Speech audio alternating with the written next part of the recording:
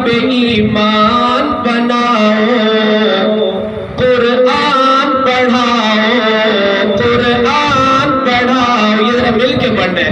कुरान पढ़ाओ, कुरान पढ़ाओ। बच्चों को अपने साहिब ईमान बनाओ, कुरान पढ़ाओ, कुरान पढ़ाओ, कुरान पढ़ाओ, कुरान पढ़ाओ। और मैं ये नहीं कहता इन्हें इंग्लिश न पढ़ाना, बीए में भी कमिश्नर इन्हें कप्तान बनाना है शर्त, मगर पहले मुसलमान बनाओ। कुरान पढ़ाओ, कुरान पढ़ाओ। बच्चों को अपने साहिब ईमान बनाओ, कुरान पढ़ाओ, कुरान पढ़ाओ। और तुम शुक्र करो रब का कि मदारिस जो है चलते, अल्लाह का करोड़ एहसान है।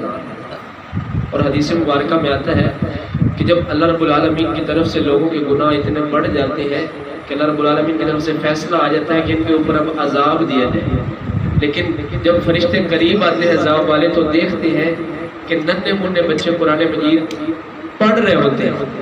नन्हे मुन्ने बच्चे मदारिस के अंदर ठंडे पानी के साथ वुज़ू करके, जिनको पाकी न पाकी का भी नहीं पता, कुरान मजीद को पढ़ रहे होते हैं। उनको देख के अल्लाह रब्बुल आलमीन को रहम आ जाता है और आया हुआ अजाब इनकी बरकत से अल्लाह टाल देता है। सुभान अल्लाह।